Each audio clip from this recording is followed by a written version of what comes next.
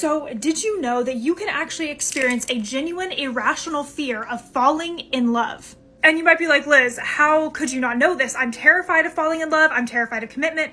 That is not what I'm talking about. I am talking about philophobia, which is not only just the fear of falling in love, but also the fear of experiencing any kind of deep connection or emotional intimacy as well. And this can be so bad that just the mere thought of falling in love can cause an individual to run away. So you might be wondering, how can you tell the difference? Imagine you're going out with a person and at the very beginning they show a strong interest in you. But slowly throughout the relationship, you start to feel a sense of distance between you two. So you go and you confront them and they immediately have a fight or flight response and are totally defensive, sometimes even resorting to lying. And they basically tell you, hey, I was never trying to ghost you, and you feel totally gaslit. And if this individual ever does get into any kind of relationship, things are usually pretty casual. They will avoid getting too intimate. Does this sound a little familiar? Well, this type of person is afraid of commitment, not afraid of love. Individuals with philophobia tend to feel more anxious, nervous, or even nauseous when it comes to social interactions. And this is more than a social anxiety disorder because it's not all social situations that they'll shy away from. So while someone who's afraid of commitment might be able to get over their problem and stay in a long-lasting relationship, someone with philophobia might avoid something as little as talking to you if they find you attractive. So while that might be the way that you can tell the difference, I still have more to say, so go to the next part. Okay, not to scare you all, but February 13th is National Breakup Day and the month of January is National Breakup Month.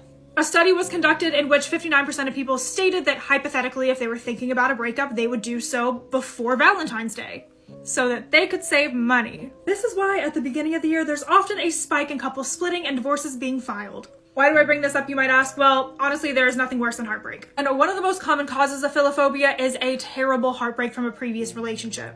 Professor at the University of Toronto says that the pain receptors in your brain cannot tell the difference between emotional pain and physical pain. And in a study that included 40 participants that had an unwilling breakup in the past 6 months, were hooked up to an fMRI while they were looking at photos of their exes, which just sounds terrible already.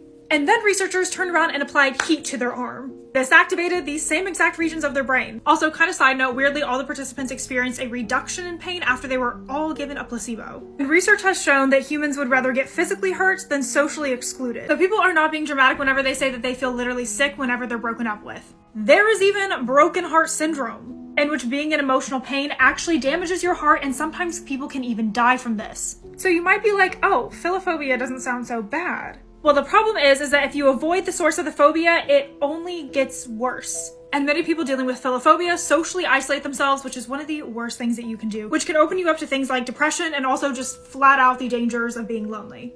And science has shown that the best way to deal with a breakup is to rely on your peers and build up a good social system. And while there's no band-aid or ointment to help emotional pain, therapy and friends can help.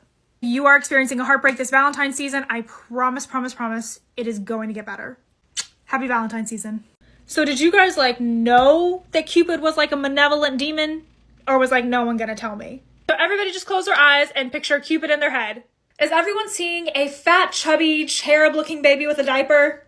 Because that's what I picture. Something a little like this. Okay, I cannot show you this whole photo, but he looks something more like this. He is really just a small winged boy. And we all know the story about how Cupid shoots his arrows in order to make people fall in love. But he actually has 2 sets of arrows. He will either accessorize himself with a barbed gold tip one in order to make people fall in love, or a lead silver blunted tip in order to get people to fall out of love or even hate each other. So what this little demon was doing with all this power was running up and down in the nights from house to house, corrupting lawful marriages of every person. Evil.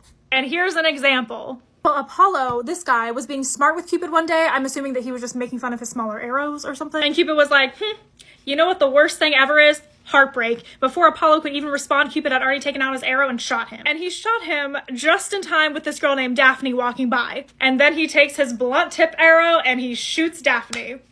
So Apollo was forever in love with Daphne, and Daphne wanted nothing to do with him. And Apollo, who is considered to be absolutely fearless, by the way, responds to Cupid, calling him a serpent of dire and fierce, and goes into this whole thing. Who flies with wings above in starry skies and doth subdue each thing with fiery flight. The gods themselves and powers that seem so wise with mighty love to be subject to his might. The rivers black and deadly, floods of pain, and darkness eke as thrall to him remain. In other words, he was just like, F you, bro. Eventually got what was coming to him, though, and fell in love himself.